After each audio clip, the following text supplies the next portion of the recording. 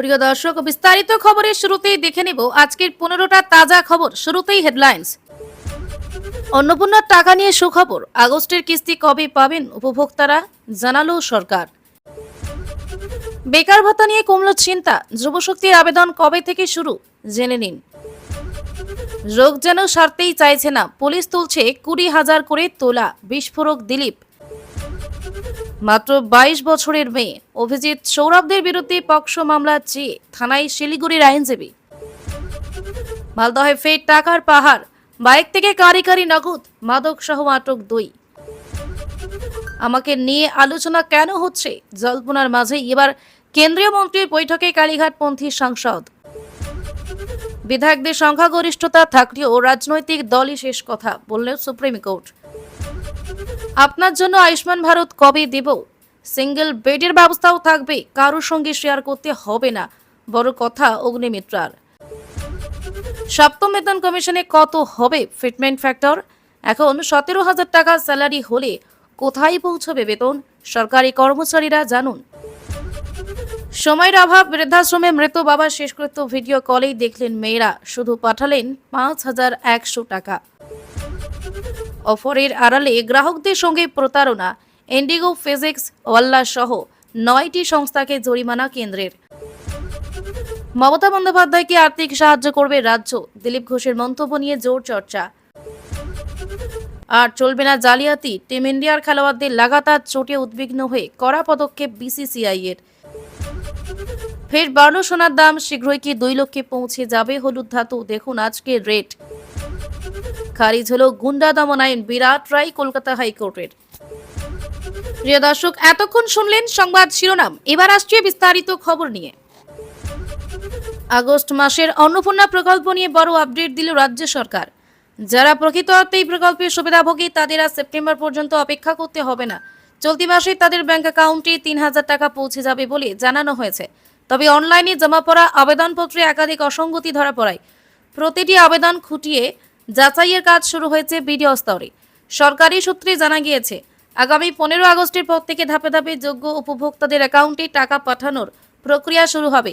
তবে যাচাইয়ে কোনো আবেদনকারী দেওয়া তথ্য ভুল বা বিভ্রান্তিকর প্রমাণিত হলে তাকেই প্রকল্পের আর্থিক সুবিধা দেওয়া হবে না। বুধবার এক অনুষ্ঠানে উপস্থিত হয়ে নারী ও শিশু কল্যাণ মন্ত্রী মালতী রাভারাই স্পষ্ট ভাষায় জানান, প্রকল্পের সুবিধা শুধুমাত্র প্রকৃত প্রাপকদের কাছেই পৌঁছানো হবে। তিনি প্রশ্ন তোলেন, যাদের পরিবারের আর্থিক সচ্ছলতা রয়েছে, যেমন উচ্চ মাধ্যমিক শিক্ষকের পরিবার বা আয়কর দাতাদের পরিবার, তাদের কেনই প্রকল্পের আওতায় আনা হবে? একই সঙ্গে প্রকৃত উপভোক্তাদের যেন কোনোভাবে বঞ্চিত হতে না হয় সেই বিষয়ে প্রশাসনকে সতর্ক থাকার বার্তা দেন তিনি। দপ্তর সূত্রে খবর, অনলাইনে আবেদন করার সময় বহু ক্ষেত্রে ভুল বা ভুয়ো তথ্য জমা পড়েছে, কোথাও ইচ্ছাকৃতভাবে তথ্য গোপন করা হয়েছে বলে অভিযোগ উঠেছে। আবার অনেক যোগ্য আবেদনকারীর ক্ষেত্রেও সাইবার ক্যাফের মাধ্যমে আবেদন করানোর সময় তথ্যগত ত্রুটি থেকে গিয়েছে। এছাড়াও কয়েকটি ক্ষেত্রে ব্যাংক অ্যাকাউন্ট সংযুক্তিকরণ বা ব্যাংক লিঙ্কের সমস্যা সামনে এসেছে। উল্লেখ্য, এই সমস্ত অভিযোগ ও অসঙ্গতি খতিয়ে দেখতে প্রতিটি ব্লকে বিডিও অফিসকে বিস্তারিত সমীক্ষা ও তদন্তের নির্দেশ দিয়েছে সংশ্লিষ্ট দপ্তর। যাচাই প্রক্রিয়া সম্পূর্ণ হওয়ার পর চূড়ান্ত তালিকা অনুযায়ী অর্থ বিতরণ করা হবে, যাতে সরকারি অনুদান শুধুমাত্র প্রকৃত ও যোগ্য সুবিধাভোগীদের কাছেই পৌঁছায়। পালাবদলের পর রাজ্যে বেকার যুবকদের জন্য যুবশক্তি ভরসা কার্ড প্রকল্পের ঘোষণা হয়েছে। তৃণমূল সরকারের যুবসাথী প্রকল্পের জায়গায় নতুন এই প্রকল্প শুরু হতে চলেছে। এবার বেকার ভাতার আবেদন কবে থেকে শুরু হবে সেই নিয়ে সামনে এলো বিরাট আপডেট। রাজ্য বাজেটের পর মুখ্যমন্ত্রী শুভেন্দু অধিকারী জানিয়েছেন, আগামী অক্টোবর মাস থেকে রাজ্যে যুবশক্তি ভরসা কার্ড চালু হবে। এবার সূত্র মারফত জানা গেল, অক্টোবর থেকে এই প্রকল্পের আবেদন শুরু হতে পারে। সেক্ষেত্রে নভেম্বর থেকে টাকা দিতে পারে রাজ্য সরকার। জানিয়ে রাখি, যুবশক্তি ভরসা কার্ড প্রকল্প নিয়ে বিস্তর চর্চা আলোচনা চললেও এখনও অবধি সরকারের তরফে কোনো বিজ্ঞপ্তি জারি করা হয়নি। রাজ্যের তরফে অফিসিয়াল আপডেট আসার পরেই আবেদনের দিনক্ষণ সম্বন্ধে নিশ্চিত হওয়া যাবে। এদিকে রাজ্য সরকারের তরফে আগেই জানানো হয়েছে, যুবশক্তির মাধ্যমে স্নাতক পাশ কর্মহীন যুবক যুবতীদের মাসে মাসে 3,000 টাকা ও অন্যান্য বেকার যুবক যুবতীদের মাসে মাসে 2,000 টাকা করে দেওয়া হবে।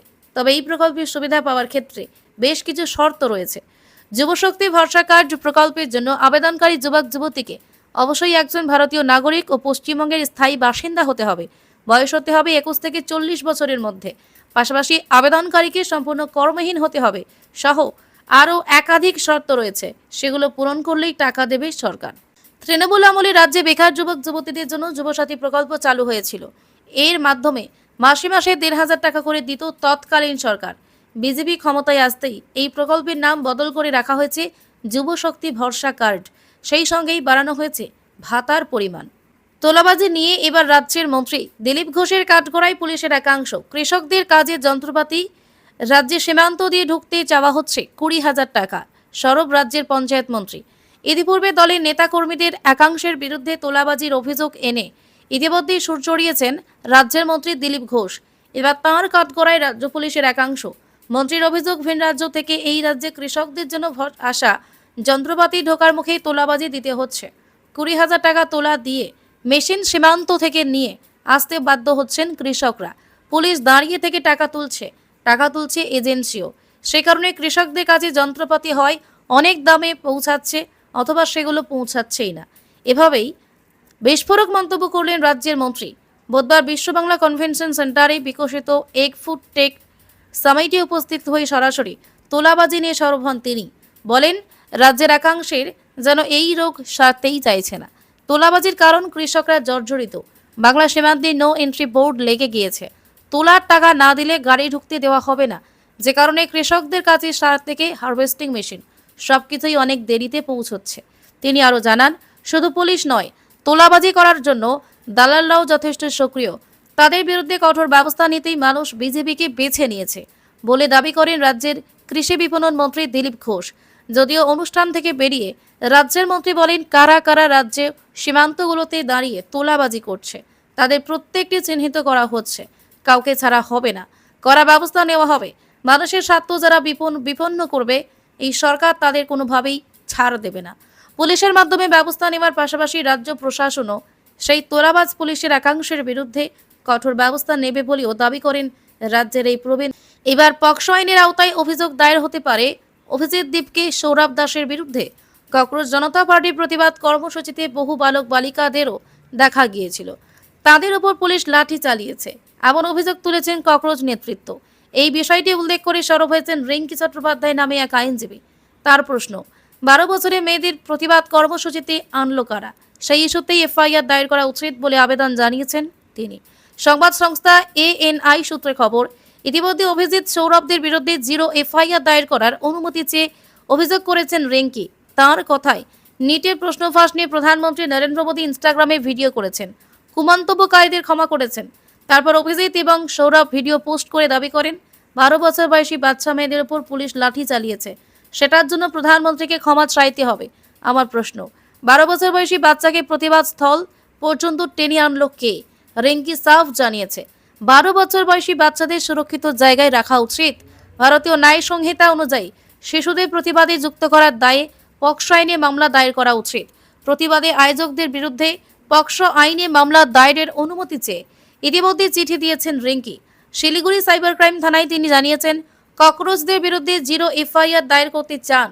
উল্লেখ্য, ককরোচ জনতা পার্টির সংসদ ভবনে অভিযানে ব্যাপক লাঠিচার্জ, কাঁদানে গ্যাস ছড়েছে পুলিশ। মহিলা আন্দোলনকারীদের মারধরের অভিযোগ। আইনজীবী বলেন, আন্দোলনকারী মহিলাদের গোপনাঙ্গ লক্ষ্য করে আঘাত করা হয়েছে। অনেকেরই পুলিশি ব্যাজ ছিল না। এই মন্তব্যের সমর্থনে অন্তত 110টি ভিডিও রয়েছে বলে জানান আইনজীবীরা। গোটা ঘটনায় একাধিক দাবি জানিয়ে সুপ্রিম কোর্টে পিটিশন দায়ের হয়। সুপ্রিম কোর্ট জানিয়েছে, শান্তিপূর্ণ প্রতিবাদ করার অধিকারকে স্বীকৃতি দেয় সংবিধান। তাই আন্দোলন হলেই সেখানে লাঠিচার্জ করা যায় না। মালদহে ফের টাকার পাহাড়। বৃহস্পতিবার সকালে মাদক পাচার চক্রের বিরুদ্ধে অভিযানে মিলল বড়সড় সাফল্য। এদিন গাজলের রাঙ্গাভিটা এলাকার 12 নম্বর জাতীয় সড়কে নাকা চেকিং চালানোর সময় 2 বাইক আরোহীর কাছ থেকে বিপুল নগদ অর্থ উদ্ধার করে পুলিশ। রাস্তার ধারে বসেই টাকা গোনার মেশিনের সাহায্যে সেই টাকা গোনা হয়। জানা যায়, নগদের পরিমাণ প্রায় 41 লক্ষ টাকা। পাশাপাশি অভিযুক্তদের কাছ থেকে উদ্ধার হয় ব্রাউন সুগার। এই ঘটনায় অভিযুক্ত 2 যুবককে আটক করে জিজ্ঞাসাবাদ চালাচ্ছে পুলিশ। অভিযুক্তদের নাম সিদ্ধার্থ মণ্ডল ও কিশোর মণ্ডল। তাদের বাড়ি মালদহের কালিয়াচক এলাকায়। এদিন গাজলের রাঙ্গাভিটা এলাকার 12 নম্বর জাতীয় সড়কে পুলিশের নাকা চেকিং এর সময় তাদের বাইক আটক করে পুলিশ। তাদের কাছে থাকা একটি ব্যাগ থেকে বিপুল টাকা উদ্ধার হয়। এরপর মেশিন এনে রাস্তার ধারে বসেই টাকা গোনার কাজ করে পুলিশ। পুলিশ সূত্রে জানা গিয়েছে, উদ্ধার হওয়া টাকার অঙ্ক 40,69,700 টাকা। এছাড়াও অভিযুক্তদের কাছ থেকে 568 গ্রাম ব্রাউন সুগার উদ্ধার করা হয়। এর আনুমানিক বাজার মূল্য প্রায় লক্ষাধিক টাকা। পুলিশ জানিয়েছে, উদ্ধার হওয়া টাকা ও ব্রাউন সুগার ডালখোলা থেকে মালদার উদ্দেশ্যে নিয়ে যাওয়া হচ্ছিল। এই মাদক ও টাকা কার কাছে পৌঁছে দেওয়ার উদ্দেশ্য ছিল তা খতিয়ে দেখছে পুলিশ। অভিযুক্তদের বাইক দুটি বাজেয়াপ্ত করা হয়েছে। সম্প্রতি মালদাহ থানা এলাকার মঙ্গলবাড়িতে অভিযান চালিয়ে এক ব্যবসায়ীর বাড়ি থেকে 2,40,97,000 টাকা এবং 20 গ্রাম সোনা ও বেশ কয়েক লক্ষ টাকা নিষিদ্ধ কাপ সিরাপ বাজেয়াপ্ত করে পুলিশ। মেশিন দিয়ে কয়েক ঘন্টা ধরে সেই টাকা গোনার কাজ চলে। কাপ সিরাপের পরিবার ব্রাউন সুগার ফের মাদক কারবারি পর্দা ফাঁস হলো মালদহে। অন্যদিকে বুধবার দুর্গাপুরে গৌরবাজার এলাকায় একটি ইটভাটা থেকে মোট 48 লক্ষ টাকা উদ্ধার করেছে পুলিশ। এবার মালদহ থেকে 41 লক্ষ টাকা উদ্ধার করা হলো। কদিন আগেই এনসিপিআই সাংসদ তথা সদ্য তৃণমূল ছেড়ে যাওয়া কাকলি ঘোষ দস্তিদার জানিয়েছেন, কালীঘাট তৃণমূলের আরও 2 সাংসদ তাদের সঙ্গে যোগাযোগ করেছেন। তবে কি আবারও ভাঙছে মমতা শিবির? সেই জল্পনার মাঝে এবার কেন্দ্রীয় মন্ত্রীর বৈঠকে যোগ দিতে দেখা গেল কালীঘাটপন্থী সাংসদ। কদিন আগেই এনসিপিআই সাংসদ তথা সদ্য তৃণমূল ছেড়ে যাওয়া কাকলি ঘোষ দস্তিদার জানিয়েছেন, কালীঘাট তৃণমূলের আরও 2 সাংসদ তাদের সঙ্গে যোগাযোগ করেছেন। তবে কি আবারও ভাঙছে মমতা শিবির? এই জল্পনার মাঝে এবার কেন্দ্রীয় মন্ত্রীর বৈঠকে যোগ দিতে দেখা গেল কালীঘাটপন্থী সাংসদ প্রতিমা মণ্ডলকে। এ বিষয়ে এদিন তাকে প্রশ্ন করা হলে তৃণমূল সাংসদ প্রতিমা মণ্ডল বলেন, আমি দিল্লিতেই আছি, আমি তাই গেছি বৈঠকে। আর আমাকে একা কেন বলা হচ্ছে? মানুষ আমাকে ভোট দিয়ে জিতিয়েছে, মানুষের জন্য আমি যাব, মানুষের অপমান করব না। মানুষ যদি আমাকে বলে কেন জল পাচ্ছে না, তাই আমি কথা বলতে গেছি। আমাদের নিয়ে আলোচনা কেন হচ্ছে আমাকে নিয়ে আমি জানি না। তিনি বলেন, পানীয় জলের মিটিং নিয়ে তো আমি গেছি, সমস্ত জেলায় পানীয় জলের বিষয় নিয়ে মন্ত্রী বৈঠক ডেকেছিলেন। আমি সুন্দরবনের সাংসদ, আমি তাই গেছি। একাধিক জায়গায় নানা সমস্যা, সেটা আমার বলা কর্তব্য। কি বলেছেন কাকলি? এনসিপিআইতে যোগ দেওয়া কাকলি ঘোষ দস্তিদার সম্প্রতি দিল্লিতে বলেন, যে দল থেকে আমরা নির্বাচিত হয়েছিলাম তার ব্যাংক অ্যাকাউন্ট ফ্রিজ করা হয়েছে। এত অনৈতিক ব্যাপার স্যাপার সামনে আসছে যে অনেকেই আমার সঙ্গে যোগাযোগ করছেন। এটা ঘটনা যে 2 জন সাংসদ আমাদের সঙ্গে যোগাযোগ আছেন। কোন কোন সাংসদ যোগাযোগ করছেন, তারা পুরুষ নাকি মহিলা, সে সম্পর্কে কোনো মন্তব্য করতে চাননি কাকলি। লোকসভায় এখনও খাতায় কলমে তৃণমূলের সাংসদ সংখ্যা 28। 20 জন সাংসদ এনসিপিআইতে যোগ দেওয়ার পর কালীঘাট শিবিরের পক্ষে ছিলেন মাত্র 8 জন সাংসদ। তাদের থেকে আরও 2 জন শেষ পর্যন্ত এনসিপিআইতে যোগ দিলেন। তা মমতা শিবিরের কাছে নতুন করে ধাক্কা হবে। বর্তমান আইন অনুসারে পরিষদীয় দলের থেকে রাজনৈতিক দলের নিয়ন্ত্রণই বেশি। পরিষদীয় দলের সিদ্ধান্ত নয়, রাজনৈতিক দলের সিদ্ধান্তই বিবেচনা করা হয়। শিবসেনার শিবির বদল সংক্রান্ত মামলায় মৌখিক পর্যবেক্ষণে এমনটাই বলল সুপ্রিম কোর্ট। প্রধান বিচারপতি সূর্যকান্ত, বিচারপতি জয়মাল্য বাগচি ও বিচারপতি ডি মোহনার বেঞ্চে বুধবার ছিল এই মামলার শুনানি। কি এই মামলা? শিবসেনা ভেঙে আগে মহারাষ্ট্র বিধানসভায় একনাথ শিন্ডে শিবির তৈরি হয়েছিল। সম্প্রতি লোকসভায় উদ্ধব ঠাকরে শিবসেনা ভেঙে কয়েকজন সাংসদ যোগ দিয়েছিলেন শিন্ডে শিবিরে। তারপরই সংবিধানের 10ম তহসিলের কথা উল্লেখ করে সুপ্রিম কোর্টে মামলা করেন উদ্ধব শিবিরের নেতা সুনীল প্রভু। মহারাষ্ট্রের স্পিকার কেন তাদের দাবি মেনে শিবির বদল করা বিধায়কদের পদ খারিজ করেনি, সেই প্রশ্ন তুলেই হয়েছে এই মামলা। অন্যদিকে অপর একটি মামলা করেন উদ্ধব ঠাকরে। তিনি প্রশ্ন তোলেন, কেন নির্বাচন কমিশন শিবসেনার নাম ও প্রতীক শিন্ডে শিবিরকে ব্যবহারের অনুমতি দিল। শুনানিতে বিচারপতি জয়মাল্য বাগচি বলেন, আইন অনুসারে রাজনৈতিক দলের নিয়ন্ত্রণ পরিষদীয় দলের থেকে বেশি। পরিষদীয় দলের সংখ্যাগরিষ্ঠতা থাকলেও রাজনৈতিক দলের সিদ্ধান্তই হবে শেষ কথা। অর্থাৎ বিধায়ক সাংসদের সংখ্যাগরিষ্ঠতা থাকলেও রাজনৈতিক দলকে মান্যতা দেওয়ার কথা বলেন তিনি। আগে শিবির বদল নিয়ে কি বলেছিল সুপ্রিম কোর্ট? মহারাষ্ট্রে শিবসেনার ভাঙন সংক্রান্ত মামলায় সুপ্রিম কোর্ট বলেছিল, মহারাষ্ট্রের রাজ্যপাল যে আস্থা ভোটের সিদ্ধান্তের কথা জানিয়েছিলেন তা ভুল। কিন্তু যেহেতু আস্থা ভোটের আগেই উদ্ধব ঠাকরে পদত্যাগ করে দেন, তাই তার কাছে আর কোনো সুযোগ ছিল না। ওই মামলাতেই শীর্ষ আদালত বলেছিল, কোনো পরিষদীয় দল স্বাধীনভাবে সিদ্ধান্ত নিতে পারে না। কারা আসল দল তা বিচার করার ক্ষেত্রে পরিষদীয় দলের কোনো গুরুত্ব নেই, সে কথাই এদিন উল্লেখ করেছেন বিচারপতি বাগচি। তিনি স্পষ্ট বলেন, পরিষদীয় দলে সংখ্যাগরিষ্ঠতা থাকার বিষয়টাকে বিবেচনা করা নির্বাচন কমিশনের ভুল। রাজনৈতিক দল থেকে সিদ্ধান্ত নিতে হবে। সংবিধানের মূল ভিত্তির বিরোধী সওয়াল কপিল সিব্বলের। উদ্ধব ঠাকরেদের পক্ষে সওয়াল করতে গিয়ে আইনজীবী কপিল সিব্বল বলেন, দলের সংবিধানের বৈধতা ঠিক করা কমিশনের কাজ নয়। তিনি উল্লেখ করেন, একনাথ শিন্ডেকে উদ্ধব ঠাকরে দলনেতা হিসেবে বেছে নিয়েছিলেন। তার হাত ধরে 31 জন বিধায়ক পরে শিবির বদল করেন। সংবিধানের 10ম তহসিল অনুযায়ী ওই 31 জনের পদ খারিজ করা সম্ভব ছিল বলে দাবি করেন সিব্বল। তিনি বলেন, যেভাবে একটি দলের প্রতিনিধিরা অন্য দলে চলে যাচ্ছেন, মিশে যাচ্ছেন, সরকার পড়ে যাচ্ছে, সেটা সংবিধানের মূল ভিত্তির বিরোধী। প্রধান বিচারপতি প্রশ্ন তোলেন, নির্বাচন কমিশনের গাইডলাইনে সংখ্যাগরিষ্ঠতার ব্যাপারে কিছু নির্দিষ্ট করা আছে কিনা। এই প্রসঙ্গে বিচারপতি বাগচি জানতে চান, প্রতীক আদতে সংশ্লিষ্ট রাজনৈতিক দলেরই কিনা। উত্তরে সিব্বল বলেন, হ্যাঁ বলয়। বিচারপতির মন্তব্য, পরিষদীয় দলের সংখ্যাগরিষ্ঠতা বিচার করে ভুল করেছে নির্বাচন কমিশন। বৃহস্পতিবার দুপুরে ফের এই মামলার শুনানি রয়েছে। চোখের চিকিৎসায় বিদেশ যেতে চেয়ে সুপ্রিম কোর্টে পর্যন্ত চলে গিয়েছিলেন অভিষেক বন্দ্যোপাধ্যায়। শীর্ষ আদালত ফের সেই মামলা পাঠায় কলকাতা হাইকোর্টে। বুধবার শুনানির সময় বিচারপতির পর্যবেক্ষণ ছিল এসএসকেএমে হাসপাতালে চোখ দেখাতে হবে টিএমসি সাংসদকে। এদিকে এসএসকেএমে চোখ দেখাতে নারাজ অভিষেক, আর সংসদের চোখের চিকিৎসায় বিদেশ যাওয়ার আর্জিকে তীব্র কটাক্ষ রাজ্যের পুর ও নগর উন্নয়ন মন্ত্রী অগ্নিমিত্রা পালের। মন্ত্রীর পরামর্শ, অভিষেককে তাদের সরকার যথাযথ স্বাস্থ্য সুবিধা দেবে আয়ুষ্মান ভারত প্রকল্পের আওতায়। বুধবারই আদালতের নির্দেশকে স্বাগত জানিয়ে অগ্নিমিত্রা বলেন, আদালত বাংলার মানুষের কথা বুঝতে পেরেছে। তারপর তৃণমূল আমলে কিভাবে স্বাস্থ্য ব্যবস্থা ভেঙে পড়ছিল সেই কথা ফের একবার মনে করিয়ে তিনি বলেন, আজ স্বাস্থ্যসাথী কার্ড করেছেন মমতা বন্দ্যোপাধ্যায়, সাদা নীল রং করে সুপার স্পেশালিটি হাসপাতাল করে দিয়েছেন। সেখানে যদি বাংলার 11 কোটি মানুষ চিকিৎসা করা পারেন, তাহলে অভিষেক বন্দ্যোপাধ্যায় যুবরাজ চিকিৎসা করাতে পারবেন না, বিদেশ যেতে হবে। তিনি আরও বলেন, একটা বিছানায় 2-3 জন রোগী চিকিৎসা করাবে। 15 বছরে স্বাস্থ্যের কোনো উন্নতি করতে পারলেন না, মানুষ শুধু ওষুধ পাচ্ছে না, এত কিছুর পর আপনি চিকিৎসা করাতে বিদেশে চলে যাবেন? কখনোই নয়। এবার কার্যত ব্যঙ্গ করে অগ্নিমিত্রা বলেছেন, আমরা আয়ুষ্মান ভারত করে দেব, আপনার যদি সিঙ্গেল বেডের ব্যবস্থা করে দেব, কারোর সঙ্গে শেয়ার করতে হবে না। আর আপনার এই সেবাশ্রয়ী হোমিওপ্যাথি ডাক্তার অ্যালোপ্যাথি ওষুধ দিয়ে পাকাটা গিয়েছে, অন্তত তেমনটাও হবে না। বুধে মামলা চলাকালীন বিচারপতি সৌগত ভট্টাচার্যের মন্তব্য ছিল, যেহেতু অভিষেকের বিরুদ্ধে একাধিক মামলা চলছে, সেই কারণেই সমস্যা। তিনি বলেন, বিদেশ কিংবা দেশ আজকের দিনে চিকিৎসা ক্ষেত্রে ম্যাটার করে না, পরে প্রত্যাহার হয়ে যায় মামলা।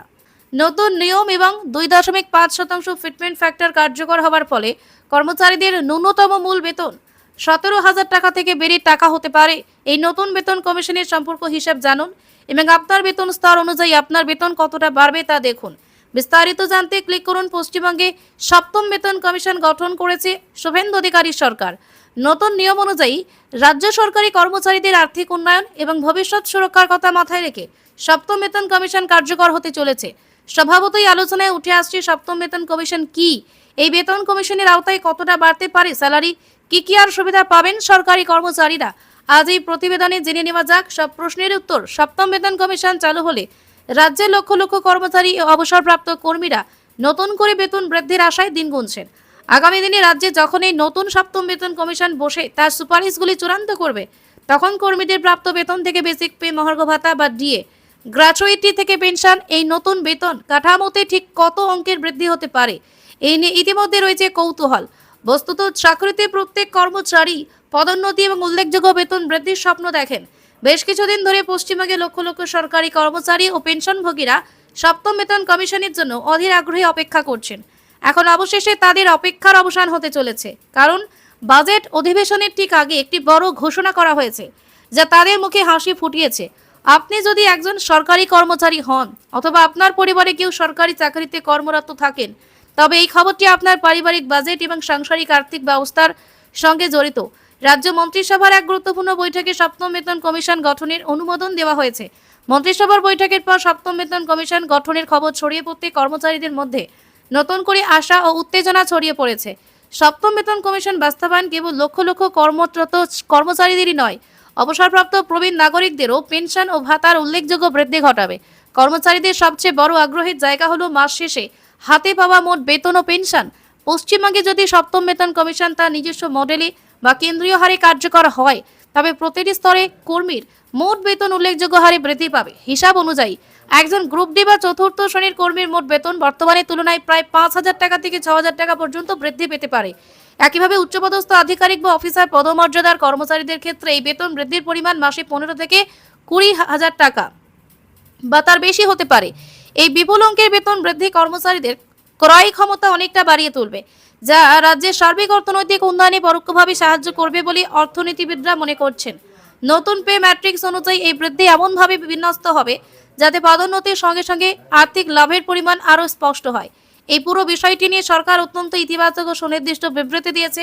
এই প্রসঙ্গে কথা বলতে গিয়ে প্রতিমন্ত্রী অগ্নিমিত্রা পাল বলেন যে 7ম বেতন কমিশন বাস্তবায়নের এই সিদ্ধান্তটি কর্মচারীদের একটি দীর্ঘদিনের ও ন্যায্য দাবি পূরণ হবে। তিনি আরও স্পষ্ট করে বলেন যে মন্ত্রিসভা এই বিষয়টি নিয়ে বিস্তারিত আলোচনা করেছে এবং সমস্ত দিক বিবেচনা করে সর্বসম্মতিক্রমে প্রস্তাবটি অনুমোদন করেছে। এই সিদ্ধান্ত বাস্তবায়নের ফলে কর্মচারীরা তাদের মূল বেতন, মহার্ঘ ভাতা, বাড়ি ভাড়া এবং অন্যান্য সমস্ত আর্থিক সুবিধায় উল্লেখযোগ্য উন্নতি দেখতে পাবেন। কত হবে ফিটমেন্ট ফ্যাক্টর? এখন প্রত্যেক কর্মচারীদের মনে সবচেয়ে বড় প্রশ্ন হলো, এই নতুন বেতন কমিশন কার্যকর হওয়ার পর তাদের হাতে পাওয়া বেতন কতটা বদলাবে। এর পেছনে অঙ্ক ও হিসাব নিকাশ বুঝতে পারলে পুরো ছবিটা পরিষ্কার হয়ে যায়। বিশেষজ্ঞরা বলছেন, সপ্তম বেতন কমিশনের অধীনে ফিটমেন্ট ফ্যাক্টর 1.86 থেকে বাড়িয়ে 2.57 করা হতে পারে। এর সহজ অর্থ হলো, রাজ্য সরকারের অধীনে সর্বনিম্ন বেতন পাওয়া কর্মচারীরা প্রায় 2.5 গুণ বেতন বৃদ্ধি পেতে পারে, যা নিজেই একটি উল্লেখযোগ্য বৃদ্ধি। বর্তমানে রাজ্যে ষষ্ঠ বেতন কমিশন কার্যকর রয়েছে এবং সমস্ত কর্মচারীকে 2019 সালের বিধি অনুযায়ী বেতন দেওয়া হয়। এই বর্তমান ব্যবস্থায় সর্বনিম্ন মূল বেতন 17,000 টাকা এবং সর্বোচ্চ প্রায় 1,88,900 টাকা। তবে সরকার 2.5 ফিটমেন্ট ফ্যাক্টর কার্যকর করার সঙ্গে সঙ্গেই বিভিন্ন স্তরে কর্মচারীদের মূল বেতন ব্যাপকভাবে বৃদ্ধি পেয়ে তাদের মূল বেতনে প্রায় 2.5 গুণে পৌঁছবে। এই নতুন পরিবর্তনটি প্রতিটি বিভাগ এবং বেতন স্তরে কর্মচারীদের সরাসরি উপকৃত করবে। বিভিন্ন স্তরে কর্মচারীদের বেতনের পরিসংখ্যানের দিকে তাকালে এই পরিবর্তনের প্রভাব স্পষ্টভাবে দেখা যায়। উদাহরণস্বরূপ, পে লেভেল 1 এর কর্মচারী যাদের বর্তমান সর্বনিম্ন মূল বেতন 17,000 টাকা, নতুন ফিটমেন্ট ফ্যাক্টরি পর তা সরাসরি 42,500 টাকা বা তারও বেশি হতে পারে। একইভাবে পে লেভেল 10 এর কর্মচারীরা যাদের বর্তমান মূল বেতন 32,000 টাকা, তা বেড়ে 80,250 টাকা হবে বলে আশা করা হচ্ছে। সিনিয়র স্তরে কর্মচারীদের জন্য পে লেভেল 20 এর 84,500 টাকার মূল বেতন বেড়ে 2,11,250 টাকা হবে, যেখানে পে লেভেল 24 এর সর্বোচ্চ মূল বেতন 1,88,900 টাকা থেকে বেড়ে হবে 3,22,250 টাকায় পৌঁছতে পারে বলে জানাচ্ছেন বিশেষজ্ঞরা। সপ্তম বেতন কমিশনের সম্পূর্ণ কাঠামোটি বেশ বিস্তৃত, যেখানে প্রতিটি পদের জন্য স্বতন্ত্র নিয়ম ও সুবিধা রয়েছে। আর্থিক বিশেষজ্ঞরা মনে করেন যে এই নতুন বেতন কমিশন সম্পূর্ণরূপে বাস্তবায়িত হলে সকল স্তরে কর্মচারীরা একটি উল্লেখযোগ্য ও সম্মানজনক বেতন বৃদ্ধি পাবেন। বাজেট ঘোষণার পর থেকে কর্মচারীদের মধ্যে যে আলোচনা চলছিল তা এখন বাস্তবে রূপ নিতে চলেছে, যা কেবল তাদের আর্থিক অবস্থাকেই শক্তিশালী করবে এবং বরং বাজারে স্বচ্ছতা বৃদ্ধি করে অর্থনীতিকে নতুন গতি এনে দেবে।